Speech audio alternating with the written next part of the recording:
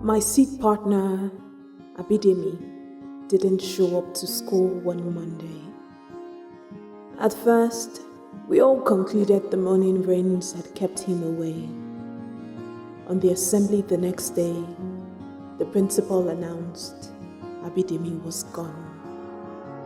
I was 9. I didn't understand how pain so present could be described in past tense.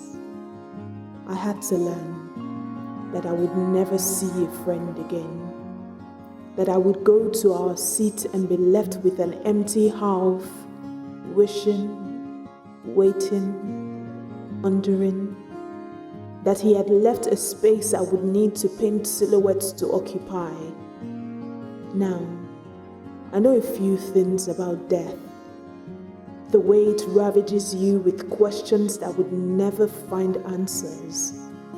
I know what it is to lose someone, to have sadness feed on your soul as vultures the dead, to learn to embrace the holes they leave, to find ways to somehow fill it with the joy of their memories, to maybe even begin to heal their absence.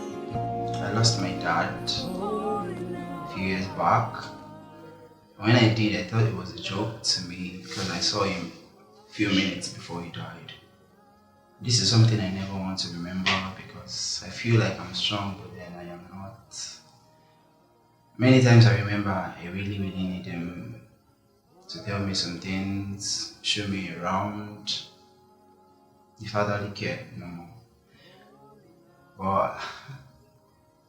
But I remember a few months, or should I say weeks ago, and it felt bad, really bad. But I've been living on, I've been living ever since. We carry an absence that breeds holes, ends on our skin like graffiti on a wall. You try to erase, but you only make a mess of your skin. There are holes that sit on my tongue filled with memories. I drift like the sun sailing to dawn, seeking for a lighthouse to fill up these holes, light up my body, make me a part, a vacuum. I've lost a lover in good times. I've lost a brother in bad times. I've got holes that will last a lifetime. And sometimes I fill up these holes with pictures, just to remind myself that like a photo book, I too can be held and loved. These holes are exit wounds, and sometimes I pray they walk back in, fill me up, make me whole, make me whole. Losing someone, it's never been easy, and to me, I feel grieving is when you try to relive the moments you spent with the person without the person being there, of course, and they left, a very big hole in your heart that can never be filled by any other person.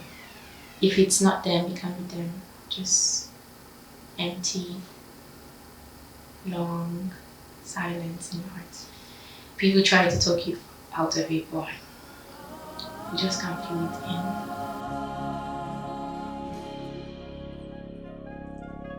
There is a darkness I run from, a leaving and the emptiness that comes with it. I know an absence that swallows you whole, that stretches to own you the way an echo claims an empty room. Sometimes I am lost, then found. Other times I grow a sudden deafness, like the other time a bullet traveled past my ear, and the body dropped dead, like rotten fruit. Sometimes I try to run from the memory, but there is no escape from time stamped into the mind, so I hold it in. The fear, I stay inside it. The drowning, I nurse the thoughts like a wound, aware that clots bleed when fondled wrongly. I am afraid of holes, of any space that is overwhelming, be it a grave, be it a wound, be it friends, be it absence. I have been dug up so many times, there is no secret left buried inside of me.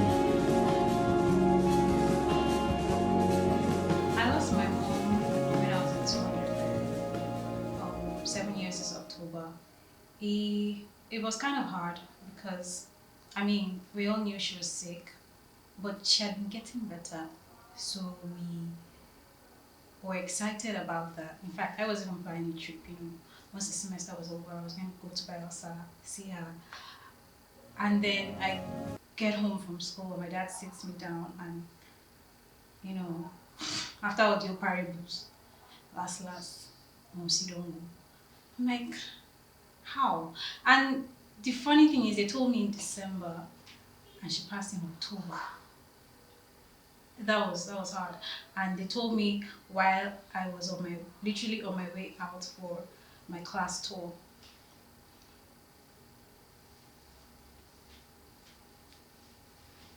Fast forward 7 years later, it's still hard, especially because I didn't know and I didn't have a chance to say goodbye. And they told me 2 months later, and